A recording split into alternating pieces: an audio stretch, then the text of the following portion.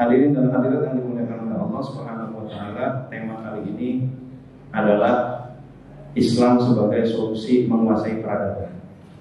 Saya ingin sampaikan dulu kapan Islam menguasai peradaban, yaitu kurang lebih abad ke-7 sampai abad ke-13.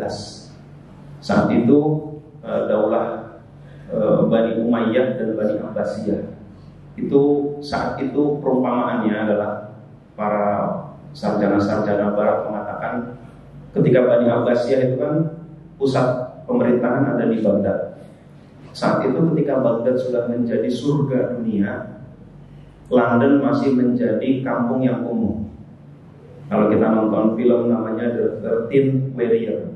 The 13th Warrior itu ada 13 satria. Satria ke-13 itulah kuncinya. Dan ternyata satria yang ke-13 itu seorang muslim, diperankan oleh Antonio Banderas. Dan saat itu tercermin perbedaan antara muslim dengan non-muslim dari sisi kemajuan peradaban. 12 satria yang lain jorok-jorok kayak hidupnya. Ada baskom baru pada bangun tidur, umur taruh di baskom lagi, cuci muka, di situ wah jelek. Mukanya juga pada hancur-hancuran. Mereka nggak mandi. Tetapi beda dengan satria yang ke-13, yang Antonio Banderas itu. Dia mandi, dia bersih, lalu dia wudhunya caranya dengan air yang mengalir. Sudah beda peradabannya. Dan saat itu di film itu konteksnya adalah film saat itu umat Islam sedang menguasai peradaban. Umat Islam peradabannya jauh di atas peradaban-peradaban yang lain. Nah, hadirin dan hadirat yang dimuliakan oleh Allah, itu terjadi ketika Bani Umayyah dan Bani Abbasiyah. Dan selanjutnya sempat terpuruk dan muncul lagi ketika Daulah Utsmani atau Ottoman Empire, tetapi dalam aspek-aspek yang berbeda. Pada kesempatan kali ini saya ingin menyampaikan Islam sebagai solusi menguasai peradaban. Mengapa demikian? Karena yang pertama, Islam begitu menekankan pentingnya ilmu pengetahuan. Apa dasarnya? Ayat pertama turun adalah Iqra, bacalah. Apakah baca Al-Quran? Bukan. Orang Quran sendiri baru turun saat itu. Terus baca apa? Baca kondisi sosial, bagaimana yang terjadi dengan masyarakat. Lalu berpikir kritis saat itu. Mengapa kok terjadi banyak perzinahan? Mengapa terjadi banyak perbudakan? Mengapa terjadi riba? Mengapa menjadi ketidakadilan, ketimpangan dan lain sebagainya? Berpikir kritis. Lalu bagaimana solusinya? Berpikir kreatif. Lalu berpikir sistematik, berpikir konseptual. Kita diminta oleh Allah, pertama tugas kita adalah berpikir. Nah, maka tidak heran setelah Islam turun, lalu para sahabat, tabi'in, lalu berkembanglah ilmu pengetahuan dan umat Islam menguasai dunia. George Sarton sebagai peneliti ilmu pengetahuan berkata, dari abad ke-8 sampai abad ke-13, setiap 50 tahun sekali pasti ada pemimpin ilmu pengetahuan. Dan dari abad ke-8 sampai abad ke-13, selalu pemimpin ilmu pengetahuan di dunia adalah umat Islam. Nah itu, jadi ini memang umat Islam begitu menguasai saat itu. Maka yang menjadi guru di Spanyol adalah lagi-lagi adalah umat Islam. Nah, hadirin dan hadirat yang dimuliakan oleh Allah Subhanahu wa taala, ketika kita memegang teguh nilai-nilai keislaman kita, insya Allah kita akan kembali menguasai peradaban. Yang pertama, nilai-nilai itu adalah ilmu pengetahuan, pendidikan. Maka ketika kita lihat contohlah perguruan tinggi Dharma Persada yang dekat sini ya, lalu katakanlah UI, mana perguruan tinggi tertua di dunia? Kira-kira perguruan tinggi apa? Universitas apa? Al-Azhar itu perguruan tinggi tertua kedua di dunia. Yang pertama adalah Qarawiyyin.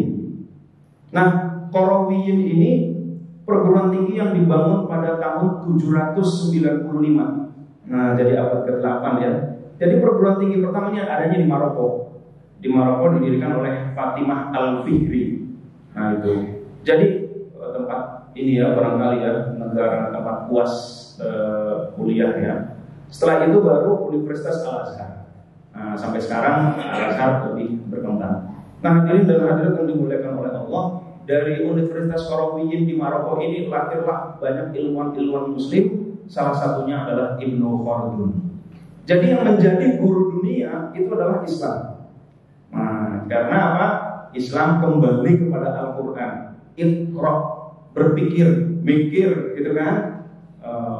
Mikir, berpikir, analisa, observasi, lakukan penelitian. Itu. Nah, ini dalam hadirat yang dimuliakan oleh Allah, saat dinasti Abbasiyah ada khalifah yang begitu berjasa kepada dunia ilmu pengetahuan Islam. Namanya Khalifah Al-Ma'mun. Saking beliau mengapresiasi ilmu pengetahuan, siapa yang bisa menerjemahkan ke dalam bahasa Arab buku-buku yang berasal dari Persia, dari Yunani, maka terjemahan itu ditimbang terjemahannya diganti dengan emas seberat buku itu. Nerjemahin buku, nerjemahin dapat 1 kilo, ditukar 1 kilo emas.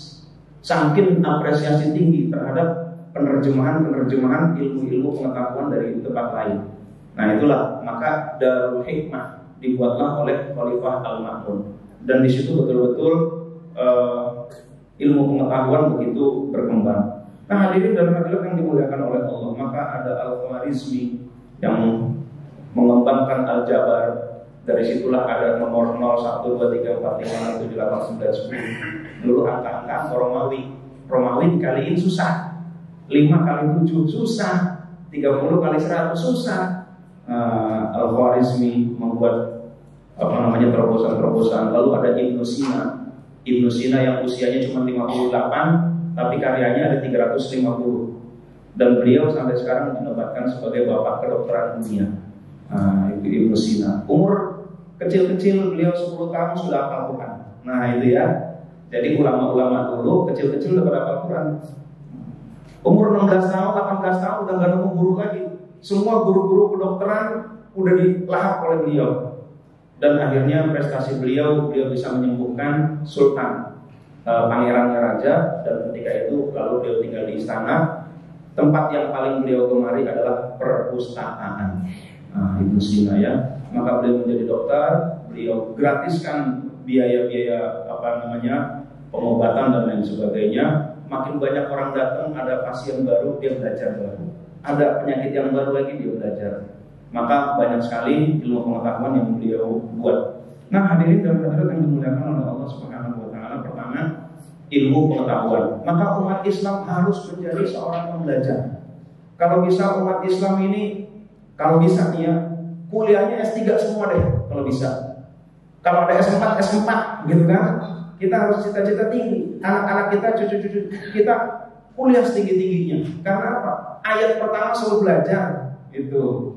Nah hadirin dan hadirat yang dimuliakan oleh Allah, yang kedua, prinsip-prinsip Islam yang menjadi penyebab peradaban adalah menguasai peradaban adalah keadilan dan kepemimpinan. Kepemimpinan yang kuat. Kita tahu ada orang-orang seperti Umar bin Abdul Aziz.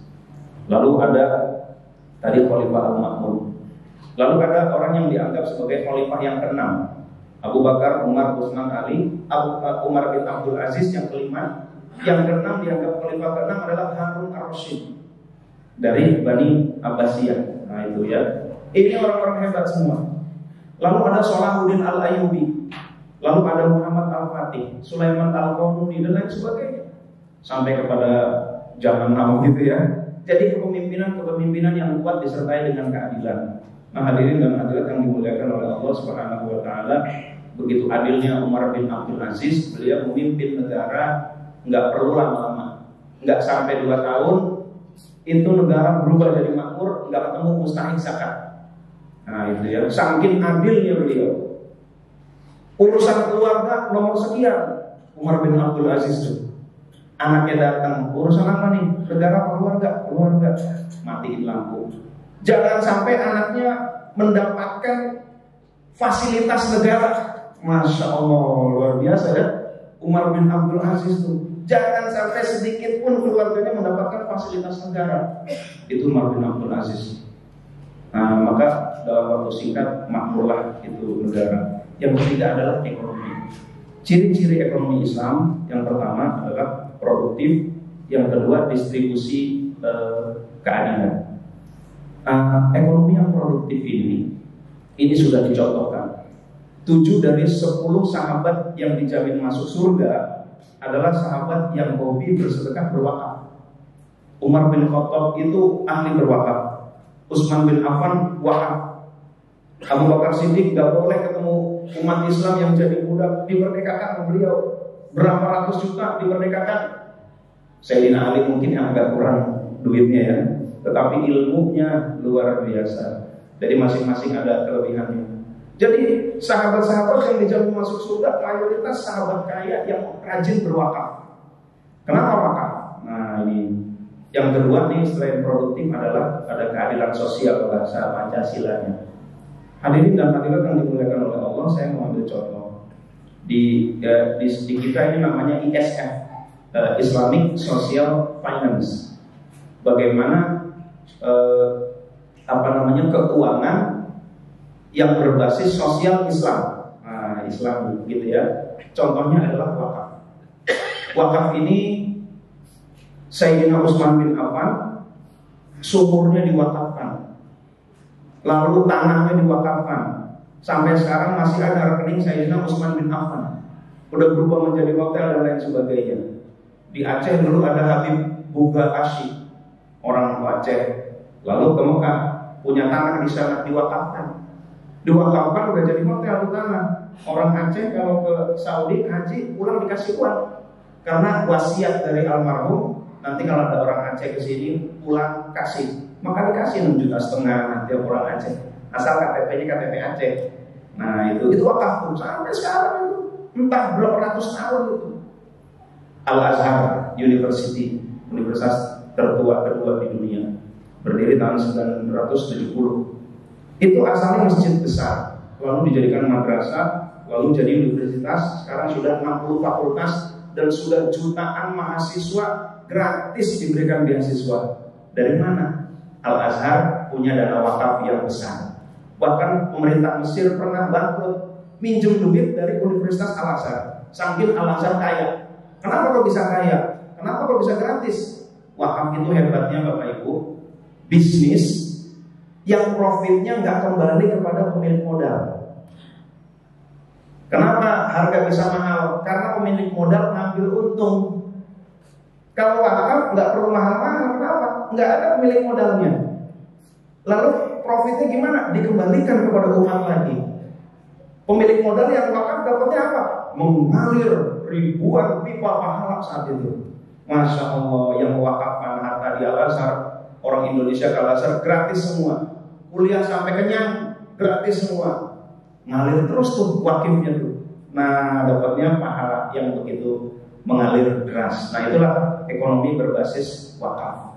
Nah, hadirin dan hadirat yang dimuliakan oleh Allah, di Indonesia sekarang sedang dikembangkan lagi ekonomi berbasis wakaf, maka ada Badan Wakaf Indonesia (BWI).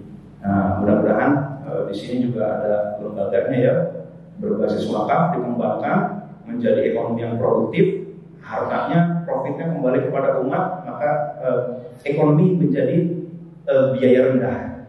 Maka banyak rumah sakit yang memberikan gratis, kayak rumah sakit Mata Aini di Serang kerjasama Dompet Duafa. Kenapa kok dia bisa menggratiskan kepada para fakir miskin? Tanahnya wakaf. Ada yang membuat bangunan, dokternya mewakafkan sebagian waktunya. Kata dokter, saya wakafkan hari Senin untuk memberikan ilmu saya gratis kepada umat. Akhirnya biaya sangat rendah, akhirnya penerima manfaat sangat puas. Itulah ekonomi Islam. Nah, hadirin dan hadirat yang dimuliakan oleh Allah, Turki Utsmani juga banyak wakafnya. Nah, itu hebatnya ekonomi Islam. Jadi dua, produktif dan ada distributive justice atau apa ya bahasanya, keadilan sosial lah bagi seluruh rakyat Indonesia gitu ya. Yang ketiga tentu ada etika, ada moral. Tadi Umar bin Abdul Aziz sudah mencontohkan. Yang keempat ada pertahanan dan keamanan, ada strategi militer. Dari mana dasarnya? Di dalam hadis Rasulullah SAW beliau bersabda, al-mu'minul qawiyyu khairu wa ahabbu ilallah minal mu'minil dha'if. Mukmin yang kuat lebih baik, lebih dicintai oleh Allah daripada mukmin yang lemah. Di dalam surat Al-Anfal ayat 60 Allah berfirman, wa'iddu lahum mastata'tum min quwwatin wa min ribatil khair turhibuna bihi aduwallahi wa aduwakum. Al-ayat, yang artinya persiapkan semampu kalian, semaksimal kalian menyusun kekuatan, termasuk pasukan-pasukan berkuda yang membuat musuh-musuh Allah itu menjadi gentar. Nah itu ya, maksudnya apa? Strategi militer. Maka kita tahu Muhammad Al-Fatih ketika beliau membuka Konstantin, lalu bukalah Konstantin menjadi Islambul. Islambul akhirnya bergeser namanya menjadi Istanbul. Dulunya Konstantin. Ini strategi militernya luar biasa. Kalau cerita strategi militer, tentu Turki Utsmani ini sangat menonjol. Negara yang berlangsung selama 600 tahun dan kurang lebih 39 sultan. Ini negara disebut dulu sebagai negara abadi. Saking kuatnya militer Turki. Dulu militer yang nomor satu negara adikuasa satu-satunya saat itu adalah Turki Utsmani. Dan tentara yang paling ditakuti di dunia adalah tentara Yanisari, tentara khususnya Turki. Peralatan strategi militer luar biasa. Menggempur Konstantin, jalan darat gagal. Ini ada apa? Ada tembok yang tidak bisa ditembus. Lalu digali lewat bawah tembok, lewat dalam tanah, digali dibuang oleh musuh. Ganti lewat laut, selat, dirantai dengan rantai baja. Dibakar kapal-kapal kita, pakai lewat atas bukit. Nah itu strategi militer yang belum pernah ada saat itu. Nah ini dalam hadirat yang dimuliakan oleh Allah Subhanahu Wa Taala, itu kekuatan militer membuat kita disegani. Dan yang terakhir adalah keimanan dan spiritualitas. Spiritualitas, keikhlasan inilah yang membuat mereka menjadi hebat.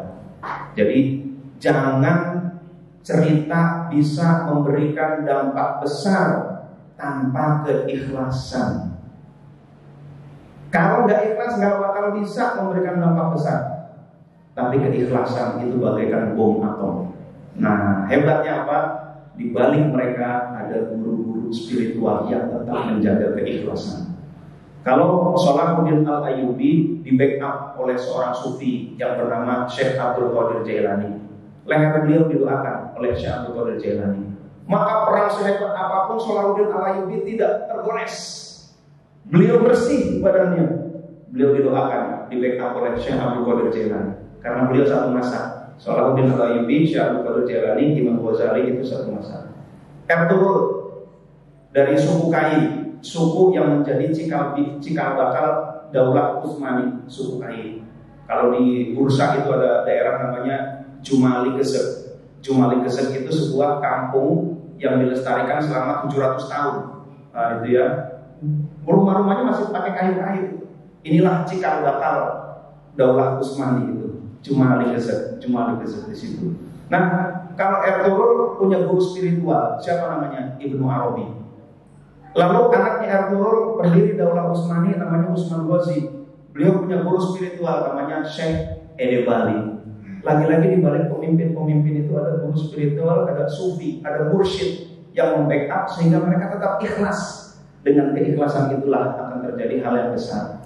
Lalu Muhammad Al-Fatih punya guru spiritual namanya Syekh Syamsuddin.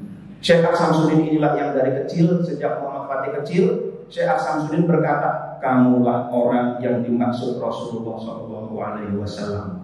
La tuftahanal Konstantinia, fala ni'mal amiru amiruha, wala ni'mal jaysh dalikal jaysh. Konstantin akan tertaklukkan, dan yang menaklukkan adalah sebaik-baik pemimpin, yang menaklukkan adalah sebaik-baik tentara. Ternyata pemimpin itu adalah Muhammad Al-Fatih. Dari kecil didoktrin, kamu yang dimaksud Rasul, kamu yang dimaksud Rasul oleh Syekh Syamsuddin. Dibina lah, maka Muhammad Fatih kecil udah apa Quran. Karena memang ini dikader oleh Syekh Syamsuddin. Inilah yang dimaksud Rasul. Perjuangan beliau didampingi oleh Syekh Syamsuddin. Ketika 40 hari ternyata kalah perang dengan Konstantin, nanya Syekh Syamsuddin, gimana nih kita lanjutin apa enggak? Korban udah begitu banyak. Beliau sujud dulu 3 hari, beliau minta petunjuk kepada Allah. Kata beliau, saya dapat petunjuk dari Allah bahwa misi kita akan sukses. Terus lanjutkan. Lalu Syekh Syamsuddin memberi kisi-kisi sukses kepada Muhammad Al-Fatih. Ketika terakhir beliau berkata, angin turun dari bukit makin lama makin deras. Assalamualaikum. Mikir Muhammad Al-Fatih, apa maksudnya nih? Angin turun dari bukit makin lama makin deras. Dipikirin angin dari bukit dan makin lama, apa kita harus menyerang dari bukit? Gitu kan? Jadi inspirasi kata-kata Syekh Samsudin itu. Maka betul 70 kapal laut dalam waktu satu malam dinaikkan ke bukit dan turun dari bukit. Disitulah titik terlemah daripada benteng Konstantin. Maka Konstantin tidak bisa tertaklukkan.